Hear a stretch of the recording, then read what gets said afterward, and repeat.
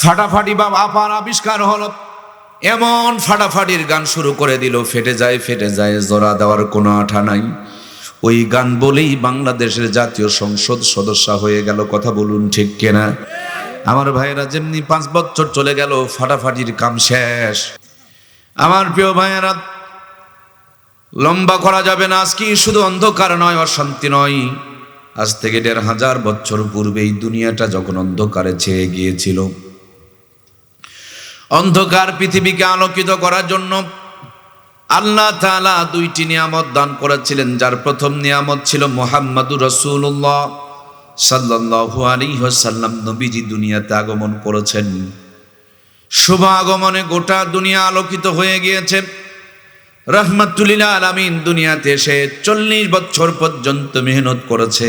নবীর মতন একজন দামি মানুষ 40 বছর পর্যন্ত মেহনত করার পর মক্কার জমিনে যখন শান্তি প্রতিষ্ঠিত করতে পারেন নাই, শান্তি আনতে পারেন নাই, ওই জাবালে নূরে হেরা গুহার ভিতরে বসে আল্লাহর হাবিব ধ্যান করছেন, গবেষণা করছেন, রিসার্চ করছেন, প্ল্যান করছেন আর পরিকল্পনা করছেন। নবীজি ছিলেন মুহাম্মাদুর রাসূলুল্লাহ।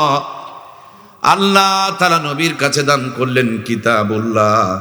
এই 2টা নিয়ামত যখন লেগে গেল, কালো পাথরের পাহাড় আল্লাহ তাআলা আলোর পাহাড় জাবালে নূর বানিয়ে দিলেন।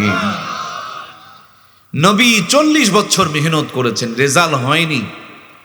যেমনি কোরআনের ছোঁয়া লাগছে, এখন পরপর করে সব জায়গাতে রেজাল্ট, দলে দলে মুসলমান। সুবহানাল্লাহ বলেন। আমার এখনো কোরআন পায় নাই, খোলা তরবারি নিয়ে নবীজির গর্দান কাটতে ছুটে চলে যায়। সামনে কে যেন বলল, ওমর তুমি তো নবীর কান্না কাটতে যাও, কিন্তু জানোনি তোমার বোন ভগ্নিপতি তারা মুসলমান হয়ে গিয়েছেন। হযরত ওমর এখনো পর্যন্ত কোরআনুল কারীম পায় নাই, নবীজির গর্দান কাটার জন্য ছুটে চলে যায়। সাইয়েদনা হযরত ওমর রাদিয়াল্লাহু তাআলা আনহু, তাকে তার বন্ধুরা বললেন, ওমর তুমি তো মুহাম্মাদুর রাসূলুল্লাহর কাল্লা কাটতে যাও, কিন্তু জানোনি তোমার বোন ভগ্নিপতি তো মুসলমান হয়ে গিয়েছেন। পথ পরিবর্তন করলেন, বোনের দরজায় গিয়া নক শুরু করে দিলেন। উমরের কণ্ঠ পেয়ে বোনেরা দরজার মধ্যে আরো শক্ত করে খিল দিয়ে দিলেন। দরজা খুলে দেয় না, দরজা ভেঙে ফেলে দিলেন। জিজ্ঞেস করলেন, তোমরা কোরআনুল কারীম পড়ছিলে, কোরআনটা আমার হাতে একটু দাও। তারা বলল, জীবন দিয়ে দিতে পারি, কিন্তু তোমার মতন তোমার হাতে কোরআন দেওয়া যায় না। সে মারতে মারতে রক্তাক্ত হয়ে গেল। তারপর যখন কোরআন দিল না, ওমর বুঝতে পারলেন জীবনের মায়ার চাইতে যেই কোরআনের দাম এত বেশি, সেই কোরআনুল কারীমটা একটু দেখতে চাই, আমাকে একটু দাও। বোন বললেন, ভাই এখনো পর্যন্ত তুমি মুসলমান হও নাই, তোমার হাতে কোরআনুল কারীম দেওয়া যায় না। লা ইয়ামাসসুহু ইল্লাল মুতাহহারুন। এই কোরআনুল কারীম এত একজন পবিত্র কিতাব, এটা পবিত্রতা অর্জন করা ব্যতীত স্পর্শ করা যায় না। সুতরাং তুমি নাপাক, তোমার হাতে কোরআনুল কারীম দেওয়া যাবে না। ওমর বললেন, তাইলে কোরআনুল কারীম থেকে আমাকে একটু তেলাওয়াত শোনাও। বোন ভগ্নিপতি সুন্দর করে তেলাওয়াত শুরু করে দিলেন। কোরআনের তেলাওয়াতের ধাক্কা লেগে লেগে ওমরের মতন কাট্টা কাফের হৃদয়টা গলতে শুরু করে দিল। ওমর বললেন, আর নয়, এক্ষুনি আমাকে তোমরা নিয়ে চলো মুহাম্মদুর রাসূলুল্লাহর কাছে। আমি নবীর হাতে হাত দিয়ে মুসলমান হয়ে যাব। নবীর হাতে হাত দিয়ে মুসলমান হয়ে গেলেন। যেটা ইসলামের শত্রু ছিল, ইসলামের বন্ধু হয়ে গেল। যিনি জাহান্নামে রওনা করেছিলেন, কোরআনের ছোঁয়া লেগে জান্নাতের পথের প্রতীক হয়ে গেল। মরার পরে জান্নাতে যাবে, কিন্তু কোরআনুল কারীমের ছোঁয়া লাগার কারণে মরার আগেই জান্নাতের সার্টিফিকেট তাদের জন্য পাঠিয়ে দিয়েছেন কে? আমার প্রাণপ্রিয় ভাইয়েরা, এই কোরআনুল কারীম এমন একটা বরস পাথর, এমন একটা দামি নিয়ামত, এমন একটা আল্লাহর পক্ষ থেকে শ্রেষ্ঠ মুআজিজা। আগেকার জামানায় নবী রাসূল পাঠিয়েছেন আমার আল্লাহ, মুআজিজা তাদের সাথে দান করেছেন। নবী রাসূলগুলো বিদায় নিয়ে চলে গিয়েছেন, মুআজিজাগুলো তাদের হাত থেকেও বিদায় নিয়ে চলে গিয়েছে। দাউদ আলাইহিস সালাম নামক আল্লাহ তাআলার জলিল কদর পয়গম্বর ছিল। এই এই এই এটা যাত্রার প্যান্ডেল নয়, ময়না ভিতরে আসো, তোমরা না আসলে আমি তুলতে যাব। আমি কান ধরে টেনে নিয়ে আসবো, এই ভিতরে এসে এসে বসো, মুরব্বীদের মাঝখানে এসে বসো, ভাইয়া আসো আসো আসো আসো, ভাই আমার ভাই আসো আসো, ভাইয়া এক জায়গায় বসিও না, ভিন্ন ভিন্ন হয়ে বসো, ছোট ভাইরা আসো আসো আসো, ভাই আমার আসো। আল্লাহ আমার ভাইগুলোকে কবুল করুক, বলুন না আমিন। আল্লাহ আমার ভাইগুলোকে কবুল করুক, আবারও বলুন না আমিন। ওরা আমাদের ভাই, ওদেরকে শয়তান জাহান্নামে নিয়ে যাবে এটা আমরা মেনে নিব না, নাকি বলেন? মেরে হোক, পিটে হোক, ঘাড়ে করে হোক, বুকে জড়িয়ে নিয়ে হোক, সবগুলোকে নিয়ে জান্নাতে যেতে চায় আল্লাহ। এই মাহফিলটা আমাদের জন্য নাজাতের জড়িয়া বানিয়ে দিক, বলুন না আমিন। শয়তান নেক সুরতে ধোকা দেয়। আর মাঝে মাঝে খেয়াল রাখবেন, বাচ্চাদেরকে একসাথে বসতে দেবেন না, শয়তান তাদেরকে ওয়াসওয়াসা দেয়। এজন্য কাছে কাছে মাঝে মাঝে নিয়ে বসবেন, তাইলে ওদের আর পথভ্রষ্ট হবে না, নষ্ট হবে না। আল্লাহ সারা জীবন আমাদের ছোট্ট ছেলে মেয়েগুলোকে বুকে জড়িয়ে নিয়ে ইসলামের দর্শন যেন তাদের ভিতরে দিয়ে দিতে পারে, আল্লাহ তৌফিক দান করুক, বলুন আমিন। আলহামদুলিল্লাহ আমার ভাইয়েরা, আমরা আলোচনা করছিলাম যে কোরআন এমন একটা মুজিজা, এর কোনো পরিবর্তন নাই। নবীরা এসেছিলেন, বিদায় নিয়ে চলে গেছে, মুজিজাও চলে গেছে। দাউদ আলাইহিস সালাম নামক একজন নবী ছিলেন, আল্লাহ এত সুন্দর কণ্ঠ দিয়েছিলেন। তিনি যখন কোরআনুল কারীম, তার পক্ষে যখন তাওরাত নাজিল হয়েছিল, তাওরাত তেলাওয়াত করতো তো গাছের পাতাগুলো ঝরে ঝরে পড়ে যেত, সুবহানাল্লাহ বলেন। নদীর কিনারে তেলাওয়াত করলে মাছগুলো ভেসে উঠতো, খোলা আকাশের নিচে তেলাওয়াত করলে আকাশের উড়ন্ত পাখিগুলো জ্ঞান হারায়া জমিনে পড়ে যেত। কিয়ামতের দিন মসজিদ নামক ময়দানে শুক্রবারের দিন আল্লাহ তাআলা কোরআনুল কারীমের একটা মাহফিল আয়োজন করবেন। ওখানে দুইজন বক্তা বক্তৃতা করবেন, তার মানে তেলাওয়াত করবেন। এক নম্বর বক্তা তেলাওয়াত যিনি করবেন মুহাম্মদুর রাসূলুল্লাহ, আর সভাপতির যিনি দায়িত্ব পালন করবেন তিনি হলেন আল্লাহ তাবারক তাআলা। দ্বিতীয় হিসাবে যিনি তেলাওয়াত শুনিয়ে আমার আপনার কলিজাটাকে শীতল করে দিবেন তিনি হলেন এই পয়গম্বর সাইয়্যিদিনা হযরতে দাউদ আলাইহিস সালাম, যার কণ্ঠে এত মায়া, এত প্রেম আল্লাহ রেখেছিলেন। আরো প্রেম মায়া তেলাওয়াতের মাধুর্যকে বাড়িয়ে দিবেন। তেলাওয়াত করবে, লক্ষ লক্ষ বছর কেটে যাবে, আল্লাহ তাআলা রূপ যৌবন চেহারাকে পরিবর্তন করে দিবে। দাউদ আলাইহিস সালামের তেলাওয়াত যখন বন্ধ হয়ে যাবে, হাসরবাসী আর হাসরবাসী ৮,০০০ বছর ধরে অচেতন হয়ে পড়ে থাকবে। আল্লাহর পয়গম্বর হযরত দাউদ বিদায় নিয়ে চলে গেলেন, সুন্দর কণ্ঠ সাথে করে নিয়ে চলে গেলেন। দাউদ আলাইহিস সালামকে আল্লাহ আরো একটা মুজিজা দিয়েছিলেন, তিনি যদি লোহার মধ্যে হাত দিতেন লোহা গলে মম হয়ে যেত। আল্লাহর পয়গম্বর হযরত দাউদ বিদায় নিয়ে চলে গেলেন, তার মুজিজাও তার সাথে বিদায় নিয়ে চলে গেল। হযরতে মূসা কালিমুল্লাহ অনেকগুলো মুজিজা দিয়েছিলেন আমার আল্লাহ, কিন্তু মূসা আলাইহিস সালামের বড় মুজিজা ছিল হাতের এক খণ্ড লাঠি। জমিনে ছেড়ে দিলে বিশাল বড় সাপ হয়ে যেত, সাগরের পানিতে আঘাত করলে 12টা রাস্তা পয়দা হয়ে যেত। আল্লাহর পয়গম্বর মূসা কালিমুল্লাহ বিদায় নিয়ে চলে গিয়েছে, তার মুজিজাও বিদায় নিয়ে চলে গিয়েছে। সুলাইমান আলাইহিস সালাম নামক আল্লাহ তাআলার এক পয়গম্বর ছিলেন, আল্লাহ তাআলা তাকে মুজিজার একটা সিংহাসন দান করেছিলেন। ড্রাইভার নাই, পাইলট নাই, ইঞ্জিন নাই, পেট্রোল ডিজেল অক্টেলের কোনো ব্যাপার আর কারবার নাই। বিসমিল্লাহ বলতেন যখন চালু হয়ে যেত, সুবহানাল্লাহ বললে আমার ভাইরা উপর দিকে বলতো, আল্লাহু আকবার বললে নিচের দিকে নেমে যেত। এভাবেই তার সিংহাসনটা পৃথিবীর এক প্রান্ত থেকে আর এক প্রান্তরে চলে যেত। আল্লাহর পয়গম্বর হযরত সুলাইমান আলাইহিস সালাম বিদায় নিয়ে চলে গেলেন, তার মুজিজাও বিদায় নিয়ে চলে গেল না। আপনাদের কাছে দিয়ে গেছে নাকি? ওই সিংহাসন কি আপনাদের এলাকায় কোথাও পাওয়া যাবে আমার ভাইয়েরা? নবীও বিদায়, নবীর মুজিজাও বিদায়। এই দুনিয়ার বুকে আমার আপনার নবী আসার আগে একজন নবী এসেছিলেন, নাম ছিল হযরত ঈসা রূহুল্লাহ। আল্লাহ সুন্দর সুন্দর অসংখ্য মুজিজা দিয়েছিলেন। নাড্ডু মাথায় হাত দিয়ে দিলে চুল উঠে যেত, কুষ্ঠরোগীর গায়ে হাত বুলায় দিতে মুহূর্তের মধ্যে ভালো হয়ে যেত, অন্ধ লোকের উপরে চোখ বুলায় চোখের উপরে হাত বুলায় দিতে অন্ধ চক্ষুষ্মান হয়ে যেত।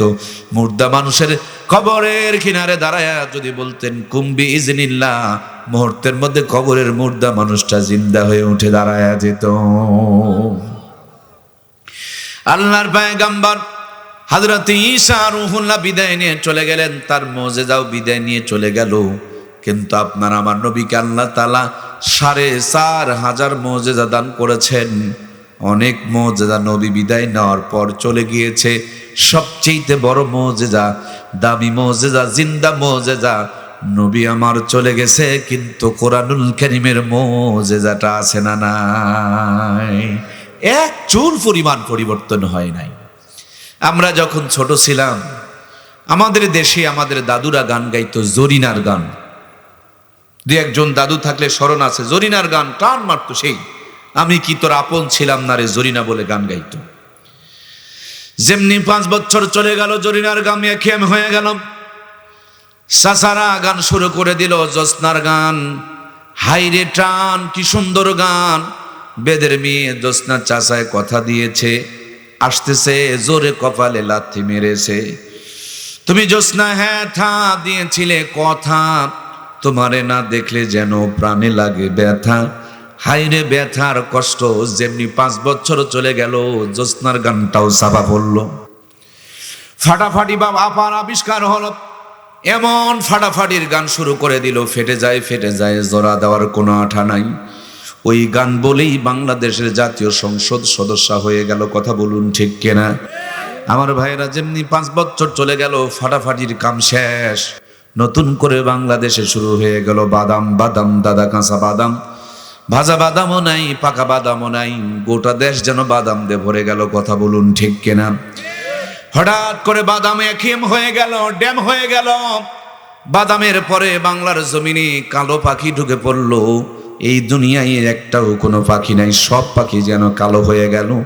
সব জায়গাতেই গান শুরু হয়ে গেল, তুমি বন্ধু কালো পাখি, আমি যেন কি।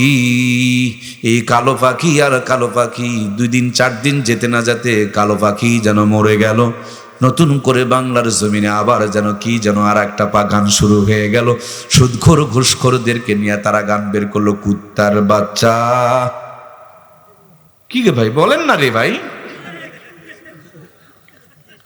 কি যে গান বলেন, কুত্তার বাচ্চা, ফুটফুটে সুন্দর, ভাইরাল গান ভাই। উদ্দেশ্যটা হলো সুদখোর ঘুষখোর জুয়াচোর চিটার বাটপার, এদের পোশাক সুন্দর কিন্তু ভিতরে চুরি করা। এই জন্য ওদেরকে বলছে কুত্তার বাচ্চা, ফুটফুটে সুন্দর। ভাইরাল হয়ে গেল গানটা। ভাইরা আমার, কোরআনের মাহফিলে আমি গান শোনাইতে আসি নাই, একটা মেসেজ আপনাদেরকে দিতে এসেছি। এই 30 বছরে বাংলার জমিনে কত গান মার্কেট পায়, কয়েকদিন পর ড্যামেজ হয়ে যায়। কিন্তু কোরআনুল কারীম নাজিল হয়েছে আজ থেকে 1500 বছর পূর্বে। একটা মদ, একটা মাখরাজ, একটা জের, একটা জবর, একটা তাসদিদ, একটা পেশ, একটা গুন্না, একটাও টানটুনের কোনো পরিবর্তন নাই। কোরআনুল কারীম শুনে বিরক্ত লাগে না? যতই শুনি ততই মজা, যতই শুনি ততই টাটকা, যতই শুনি ততই শান্তি। এটা যে আল্লাহর কোরআন, তার জিন্দা মুজিজা। কথা বলুন ঠিক কিনা? আমার প্রাণপ্রিয় ভাইয়েরা, এই কোরআনুল কারীমকে আল্লাহ তাআলা আরশ আজিমে রেখেছিলেন, তার দাম বেড়ে গেল। যেই ফেরেশতা নিয়ে আসলেন, ফেরেশতার সর্দার হয়ে গেল। এটা এমন একটা নিয়ামত, যেই পাহাড়ে নাজিল হলো, সেই পাথরের পাহাড় আলোর পাহাড় হয়ে গেল। এই এমন একটা দামি নিয়ামত রমজান মাসে নাজিল হলো, 11 মাসের মধ্যে সেরা হয়ে গেল। এই কোরআনুল কারীমটা একটা মুবারক রাত্রে নাজিল হলো। লাইলাতুল কদরি খায়রুম মিন আলফি শাহর, 1000 মাসের চাইতে এক রাতের মর্যাদা বেড়ে গেল।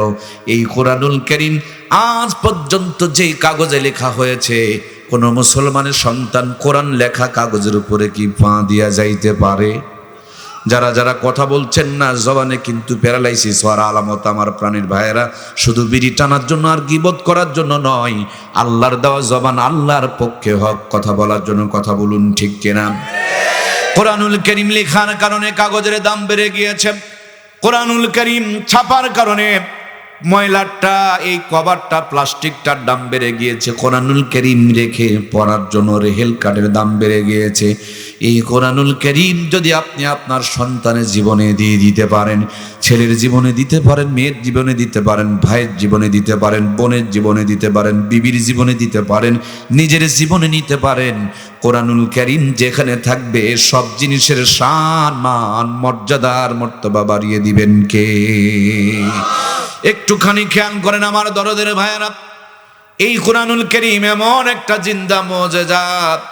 এই কোরআনুল কারীম যারা জীবনে ধারণ করেছে, এখানে যখন আমি আসতেছিলাম, আসার সময় দুইজন রাহাবর নিয়ে এসেছি যারা আপনাদের গ্রামকে চেনে। তারা আমাদেরকে পথ দেখায় দেখায় নিয়ে এসেছে। মাহফিল শেষ করে আমি আজকে রাতে রওনা করে দিব। আগামীকাল নওগাঁ গিয়ে মাহফিল নামাজ, জুমার নামাজ পড়াবো। রাতের বেলা জয়পুরহাট এসে আমরা আবার মাহফিল করব। মাঝে মাঝে যখন রাস্তাপথ চিনি না, তখন আমাদের কাছে এই যে মোবাইল ফোনখানা দেখছেন, এই মোবাইল ফোনের মধ্যে আমার ভাইয়েরা ডাঁটাটা অন করা লাগে। এইটাকে ডাঁটা বলে, ডাঁটাটাকে অন করা লাগে। তারপরে এখানে একটা লোকেশন আছে, লোকেশনটাকে চাপ দিতে হয়। তারপরে আমার ভাইয়েরা মোবাইল ফোনের মধ্যে একটা সফটওয়্যার আছে, এটাকে বলে আপনার, এই সফটওয়্যারটাকে নাম বলা হয় লোকেশন। এই সফটওয়্যারটার মধ্যে চাপ দিয়ে উপরে লিখতে হবে যেখানে যাবেন, সেইটা লেখে খালি একটা ক্লিক করবেন, কত কিলোমিটার দূরে, কখন রওনা করলে কখন গিয়ে পৌঁছবেন, গাড়ি কত স্পিডে চলছে, ডান দিকের গ্রামের নাম কি, বাম দিকের গ্রামের নাম কি, কত দূরে এসেছেন, কত দূর বাকি আছে, সবগুলো আপনাকে যেমন দেখায়া দিবে। আমরা জান্নাতের মানুষ, আদমের সন্তান, ওয়ারিস সূত্রে আমরা জান্নাতের নাগরিক। ওই জান্নাত থেকে দুনিয়ায় এসেছি, দুনিয়াদারি করে আবার আমরা জান্নাতে যাব। রাস্তাটা যেন হারিয়ে না যায়, এই জন্য কোরআনুল কারীম নামক লোকেশনটুকু আপনার আমার জন্য দান করেছেন। তিনি কে? এই লোকেশনটা যদি আপনি আপনার ছেলের ভিতরে দিতে পারেন, মেয়ের ভিতরে দিতে পারেন, ভাইয়ের ভিতরে দিতে পারেন, বোনের ভিতরে দিতে পারেন, এরা কোনোদিন জান্নাতের পথ হারাবে। ইহদিনাস সিরাতাল মুস্তাকিম থেকে তারা কোনোদিন বিচ্ছিন্ন হয়ে পড়বে না। এজন্য বন্ধু, আমাকে আল্লাহ তাআলা অল্প কয়েকদিন আগে একটা সন্তান দিয়েছে। গতকালকে আমার ছেলেটাকে নতুন টিকা দেওয়া হয়েছে, প্রথম ডোজ দেওয়া হয়েছে। আমি জিজ্ঞেস করেছিলাম, বিবিরে টিকা দিলে তো জ্বর হবে, টিকা একটু কি পরে দিলে চলে না? আমার বিবি বলছেন এটার একটা মেয়াদ আছে, ডোজ আছে, প্রথম টিকা নাকি 21 দিনে দেওয়া লাগে। আমার জ্ঞানী গুণী ভাইয়েরা কথা বলুন। আমি বললাম টিকা দিলে তো জ্বর হবে। বেগম বললেন জ্বর হলেও হোক, কিন্তু টিকা দিলে মরার আগ পর্যন্ত 6টা রোগ থেকে নিরাপদ হয়ে যাবে। করোনার টিকা দিলে করোনার থেকে মুক্তি পাবে, শীতের পোশাক পরলে ঠান্ডার থেকে বেঁচে যাবে, রিংকোট পরলে বৃষ্টির থেকে বেঁচে যাবে। ও আমার দরদের ভাইরা, বৃষ্টি থেকে যদি রিংকোট বাঁচায়, ঠান্ডা থেকে যদি জ্যাকেটে বাঁচায়, টিকা যদি 6টা রোগ থেকে বাঁচায়, তেমনি জাহান্নাম থেকে আল্লাহর কোরআনুল কারীম বাঁচায় দেয়। কথা বলুন ঠিক কিনা? এই জন্য প্রাণপ্রিয় ভাইয়েরা, আমার মূল কথা, আমি স্কুলের বিরুদ্ধে কোনোদিন বলি না। আমার বক্তৃতায় আপনি কলেজের বিরুদ্ধে পাবেন না, কিন্তু আমার বক্তৃতায় একটু মাদ্রাসার পক্ষে আমি বেশি করে বলি।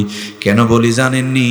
এখন স্কুলের বই বের করুন আর মাদ্রাসার বই বের করুন, দুইটার বাংলা বই এক মতন, ইংরেজি এক মতন, অঙ্ক এক মতন। তার মানে স্কুল আর মাদ্রাসায় বর্তমানে বাংলা ইংরেজিতে কোনো পার্থক্য নাই। কিন্তু স্কুলে শুধু দিনে পড়ায়, মাদ্রাসার খবর নিয়ে দেখুন, এরা দিনেও পড়ায়, আমি যদি বলি ফজরেও পড়ায়। কি গো, পড়ায়? স্কুলে ক্লাস বাদ দিয়ে যদি পড়ায়, কোচিং ফি নাই, প্রাইভেটের টাকা নাই, কিন্তু বুকে হাত দিয়ে বলেন তো দেখি, এরা যে দিনেও পড়ায় রাতেও পড়ায়, তার জন্য কি অতিরিক্ত কোনো টাকা নাই? স্কুলওয়ালারা শুধু দুনিয়ারটা পড়ায়, মাদ্রাসাওয়ালারা দুনিয়ারটাও পড়ায়। যারা যারা কথা বললেন না, আল্লাহ কিয়ামতের দিন কিন্তু বোবা শয়তানের কাতারে তুলবে। দয়া করে কথা বলুন। স্কুলওয়ালারা দুনিয়ারটা পড়ায়, মাদ্রাসারা দুনিয়ারটাও পড়ায়।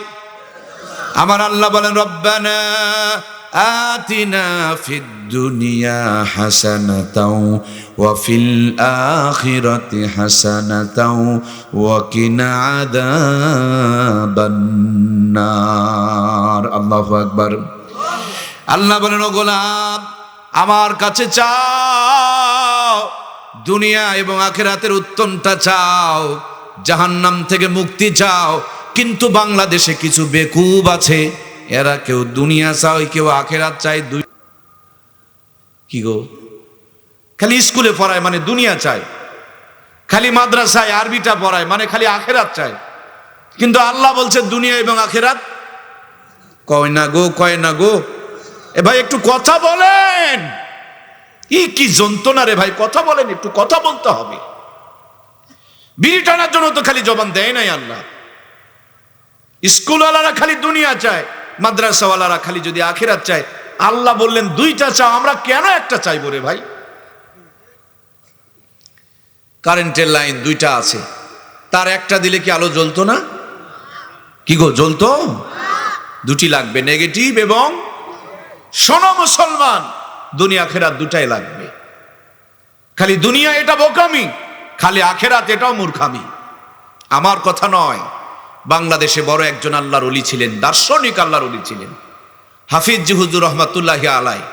তিনি বলেছেন ধর্মহীন কর্মশিক্ষা এবং কর্মহীন ধর্মশিক্ষা দুটাই হলো জাতির জন্য অভিশাপ।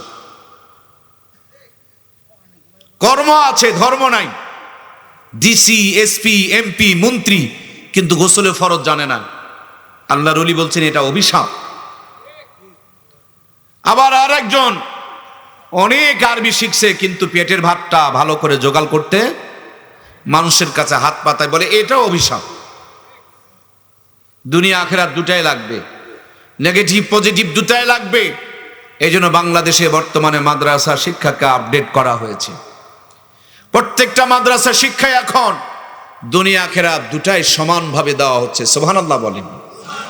এই জন্য প্রিয় ভাইয়েরা, একজন মানুষ দুনিয়া এবং আখিরাত যদি পেয়ে যায়, জাহান্নাম থেকে যদি মুক্তি পেয়ে যায়, এটা সফল কাম হয়ে গেল। সুবহানাল্লাহ বলেন। দুনিয়াও পেল, আখিরাতও পেল, জাহান্নাম থেকে মুক্তি পেয়ে গেল। আল্লাহ সেজন্য বলেছে রব্বানা আতিনা ফিদ দুনিয়া হাসানাতাও ওয়া ফিল আখিরাতি হাসানাতাও ওয়া কিনা আযাবান্নার। আল্লাহু আকবার। এজন্য প্রিয় ভাইয়েরা আমার, মাদ্রাসায় দিলে দুইটা পাওয়া যায়। এক্ষুনি এখান থেকে যদি বের হওয়ার সময় এই গেট দিয়ে যারা বাড়াবে তাদেরকে 1 প্যাকেট করে তাবারক দেওয়া হবে। এই গেট দিয়ে যারা বাড়াবে তাদেরকে 3 প্যাকেট করে তাবারক দেওয়া হবে। ভাইয়েরা আমার, আপনারা 1 প্যাকেটের লাইনে যাইতে পারেন, আমি কিন্তু 3 প্যাকেটের লাইনে যাব। কারণ বের হলেই যদি 3 প্যাকেট পাওয়া যায়, 1 প্যাকেটের লাইনে কোনো পাগলকে খুঁজে পাওয়া যাবে না। কিন্তু হায়রে মুসলমান, তাবারকের বেলায় 3 প্যাকেটের লাইন ধরলা, আর মাদ্রাসায় দুনিয়া আখিরাত পড়ানো হয় সেই দিকে কেন রওনা করলা না? তাবারকের বেলায় 3 প্যাকেট ধরলা, কিন্তু মাদ্রাসায় দিনেও পড়ায়, রাতেও পড়ায়, ভোরেও পড়ায়, তারপরও সন্তানকে কেন মাদ্রাসায় দিলা না? আমি জানি একটা কারণে তুমি দিলা না, স্কুলে কোরআন পড়ায় না, তার জন্য স্কুলে তুমি তোমার সন্তানকে দিলা। আর মাদ্রাসাওয়ালাদের একটাই তো অপরাধ, এরাও বাংলা পড়ায়, ওরাও পড়ায়, ওরা খালি কোরআন পড়ায় না, তার জন্য তুমি দিলা। আর মাদ্রাসায় কোরআন পড়াই, এই জন্যই মনে হয় তুমি তোমার সন্তানকে দিলা না। নবী আমার বলেন আল কোরআন হুজ্জাতুল্লাহ ওয়া আলাইকা। এই কোরআনুল কারীম হলো আপনার আমার জন্য দলিল। কোরআন থাকার কারণে এই ভয়ে যদি সন্তানকে মাদ্রাসায় না দেন, কিয়ামতের দিন কোরআন পক্ষে সুপারিশ করবে না। কোরআনুল কারীম আপনার বিপক্ষে দাঁড়ায় আল্লাহর আদালতে মামলা দায়ের করে দিবে। কথা বলুন ঠিক কিনা? স্কুলের মধ্যে যা পড়ায় মাদ্রাসাতেও তা পড়ায়। সরকার স্কুলে বিল্ডিং দেয়, মাদ্রাসায় দেয় না। সরকার স্কুলের বাচ্চাদের চাকরি দেয়, মাদ্রাসাওয়ালাদের দেয় না। সরকার স্কুলের শিক্ষকদের বেতন দেয়, মাদ্রাসাওয়ালাদের যায় না। একটাই মাত্র কারণ, স্কুলওয়ালারাও বাংলা পড়ায়, এরাও বাংলা পড়ায়, ওরাও ইংরেজি, এরাও পড়ায়, কিন্তু স্কুলওয়ালাদের থেকে কোরআন খালি বেশি পড়ায়, হাদিস একটু বেশি পড়ায়, নবীর সুন্নত তরিকায় পড়ায়। এই জন্য যারা মাদ্রাসাকে অবহেলা করে পিছন দিকে ঠেলে দেয়া রাখছে, এরা নাস্তিকদের দোসর ছাড়া আর কিছু হইতে পারে না। কথা বলুন ঠিক কিনা? প্রিয় ভাইয়ের আমার, আপনাদের এলাকায় কি ইটের ভাটা আছে? ইটের ভাটায় ইট বানানো হয়, ইট কিন্তু মাটি দিয়া বানানো হয়। এই মাটি যদি পানিতে ফেলে দেন, দেখবেন মাটিগুলো কাদা হয়ে যাবে, রাস্তায় দিলে ধুলা হয়ে যাবে। কিন্তু এই মাটিকে সুন্দর করে খামিরা বানায়া ইটের একটা ফার্মার মধ্যে ঢুকায়া, একটু খেয়াল করেন আমার দিকে, ইটের ভাটার মধ্যে ফার্মায় ঢুকায়া, রোদের মধ্যে শুকায়া, কয়েকদিন লিমিটেড টেম্পারেচার মেনটেন করে যখন তাপ দিবেন, আগে ছিল মাটি, ইটের ভাটার থেকে বের করার পর হয়ে গেছে খাঁটি। আগে পানিতে ফেলে দিলে গলে যায়, এবার ইটের ভাটার থেকে বের করার পর সাগরে ফেলে দিলেও আর কোনো সমস্যা। আগে পানি পেলে গলে যায়, এখন পানি পেলে আরো শক্ত হয়, মজবুত হয়, হেভি হয়, মজবুত হয়। ও আমার দরদের ভাইয়েরা, গরুর পেটে জন্ম নিলে গরু হয়, ছাগলের পেটে জন্ম নিলে ছাগল হয়, কিন্তু মানুষের পেটে জন্ম নিলে মানুষ হয় না। মানুষের পেটে জন্ম শুধু নয়, কোরআনের ফার্মায় ঢুকায়া মানুষ বানায় নিতে হয়। মানুষের পেটে জন্ম নিলেই যদি মানুষ হয়, এরশাদ শিকদারকে কেন মানুষ মানুষ বলে না? কারণ এরশাদ শিকদার মানুষের মতন দেখতে হলেও প্রকৃত মানুষ তিনি ছিলেন না। বাংলার জমিনে এখন মানুষের তুলনায় অমানুষের সংখ্যা অনেক বেশি। এই অমানুষগুলোকেও যদি কোরআনের ফার্মায় ঢুকায় আমরা ইমামদার বানায় নিতে পারতাম, সোনার বাংলা সোনাতে রূপান্তরিত হয়ে যেত, এত দুর্নীতি খুঁজে পাওয়া যেত না। কথা বলুন ঠিক কিনা? এই জন্য প্রাণপ্রিয় ভাইয়েরা আমার, মূল মেসেজ হলো যেটা, সারমর্ম কথা হলো যেটা, আমাকে যদি বলেন মুর্শিদুল আলম মর্তুজা ভাই, এই যে সুন্দর সুন্দর বয়ানগুলো করছেন, এই বয়ানগুলো কোথায় শিখেছেন, কোথায় পেয়েছেন, কোথা থেকে হাসিল করেছেন? আমি বলবো হাটহাজারী মাদ্রাসায় আমার কলিজার টুকরা দরদের ওস্তাদ আহমদ শফি সাহেব, আল্লাহ জান্নাতের নূর দিয়া তার কবরকে ভরপুর করে দেখ, জোরে বলুন না আমিন। আমি আমার প্রিয় হুজুরের কাছে পেয়েছি। আমার হযরতকে যদি বলেন আপনি কই পেয়েছেন, তিনি বলবেন ভারতের দারুল উলুম দেওবন্দে পেয়েছি। দেওবন্দওয়ালাকে যদি বলেন আপনি কই পেয়েছেন, তিনারা বলবেন মদিনাতে পেয়েছি। মদিনাওয়ালাকে যদি বলেন আপনারা কই পেয়েছেন, তারা বলবেন সাহাবা ইকরামের কাছ থেকে পেয়েছি। সাহাবা ইকরামকে যদি কই পেয়েছেন, তারা বলবেন মুহাম্মাদুর রাসূলুল্লাহ। একটু সবাই জবান খুলে বলুন না সাল্লাল্লাহু আলাইহি ওয়াসাল্লাম। আমরা নবীজির কাছে পেয়েছি। নবীজিকে বলে নবী গো, এই কোরআনুল কারীমের বাণী আপনি কোথায় পেলেন? তিনি বলবেন জাবাল নূর হেরা গুহার ভিতরে আমি ধ্যানরত অবস্থায় ছিলাম, টেনশনগ্রস্ত অবস্থায় ছিলাম। 40 বছর মেহনত করে মক্কার মানুষকে যখন পরিপূর্ণ শান্তি দিতে পারি নাই, তার জন্য পেরেশানি নিয়েছিলাম। জিবরিল আমিন এই কোরআনুল কারীম আমাকে দিয়ে গিয়েছেন। জিবরিল আমিনকে যদি বলেন আপনি কয়ে পেয়েছেন, জিবরিল আমিন বলবেন আমি আরশ আজিম থেকে নিয়ে এসেছি। আরশ আজিমকে যদি বলেন আপনি কয়ে পেয়েছেন, আরশ আজিম বলবেন কিতাবুল্লাহ কালামুল্লাহ, যার কালাম, যার কিতাব, যার বাণী, সেই রবের কাছে আমি পেয়েছি, সেই রবের কাছ থেকে আমি নিয়ে এসেছি। তার মানে একটা মাথার মধ্যে আপনাদের মাদ্রাসার এই যে ছোট্ট একজন হাফেজ সাহেবের মাথায় পাগড়ি বাঁধা দেওয়া হলো, এই মাথাটা ঘুরতে ঘুরতে ওস্তাদের পর ওস্তাদ, ওস্তাদের পর ওস্তাদ ঘুরতে ঘুরতে মদিনা দিয়া জাবালে নূর হইয়া আরশ আজিম দিয়া আমার আল্লাহ তাআলা পর্যন্ত পৌঁছে গিয়েছে। আপনাদের এলাকায় ট্রেনের লাইন আছে ভাইয়েরা? বিদ্যাগঞ্জ মনে হয় আছে, তাই না? ট্রেনের লাইনে আমার ভাইয়েরা গিয়া দেখবেন সামনে একটা ইঞ্জিন, পিছনে অনেকগুলো বগি। যে কোনো একটাই চললে টান দেয়া যেমন আপনাকে ঢাকা নিয়ে চলে যায়। এক্ষুনি আপনার আমার খামার বাজার বলেন, অথবা আপনার আমার ওই যে আপনার কি বলে মুক্তাগাছা বলেন, সেখানে গিয়া দেখবেন ঢাকাগামী গাড়িগুলো দাঁড়িয়ে আছে। গেটের মধ্যে হেল্পার গাড়ির গেটে থাবা দিয়া বলছে ঢাকা ঢাকা ঢাকা। আপনি যদি বলেন ওরে বোকা, এটা তো মুক্তাগাছা, ঢাকা নয়, দেখবেন ড্রাইভার বলবেন ভাই আমার 500 টাকায় টিকিট কেটে গাড়িতে বসে পড়ো, চোখটা বন্ধ করে একটা ঘুম দিয়ে দাও। সকাল যখন হবে আমি ডাক দিব, চোখটা খুলে দেখবে মুক্তাগাছায় নাই, গাড়ি তোমাকে টান দিয়ে ঢাকায় পৌঁছায় দিয়েছে। কাগজে লিখা দিবে আপনার মুক্তাগাছা টু ঢাকা। এই গাড়িটা যদি মুক্তাগাছা থেকে আপনাকে ঢাকা লিখে দিতে পারে, এটাও জান্নাতের গাড়ি। এখানে যারা সম্পৃক্ত হবে এই গাড়ি টান দিয়ে নিয়ে তাদেরকে জান্নাত পর্যন্ত পৌঁছায় দিবে। আমি এত কথা বলার পর আপনি আপনার সন্তানকে মাদ্রাসায় পড়াবেন না, আমি জানি কেন আপনি পড়াবেন না। মনে মনে ভেবেছেন মাদ্রাসায় পড়ালে মনে হয় ভাত পাবে না, কিন্তু আমি চ্যালেঞ্জ করে বলছি মাদ্রাসায় যদি পড়ান ভাত খাওয়া লাগবে না, সারা জীবন বিরিয়ানি খাওয়ার ব্যবস্থা করে দিবেন কে? আমি আজকে 82তে এসে খাবার খেয়েছি, আলহামদুলিল্লাহ। কতগুলো যে আইটেম সামনে দিছে আমি গোনার সুযোগ পাইনি। এক একটা করে, আমরা তো কানস মাছ বলি, আপনারা শিং মাছ বলেন, সেই বিশাল মোটা মোটা মাছ এত যত্ন করে রান্না করছে। কালবাউস মাছ, শিং মাছ, ট্যাংরা মাছ, কত প্রকারের শাক, ভর্তা, গোস্ত। আলহামদুলিল্লাহ, এই সম্মান, এই ইজ্জত শুধু একদিন না, যতদিন বেঁচে আছি ততদিন শুধু কোরআনের সাথে থাকার কারণে এই মর্যাদা দিয়েছেন কে? আমি একজন রাজমিস্ত্রির সন্তান, আল্লাহ আমাকে 14 বার পবিত্র হজ করিয়েছেন, শতাধিকবার আল্লাহ উমরায় নিয়েছেন। আমি হাজার বারেরও বেশি বিমানে চড়েছি। এখন সেই পরিমাণ রিকশায় চড়ার সুযোগ হয় না, আল্লাহ যেই পরিমাণ বিমানে চড়ায়।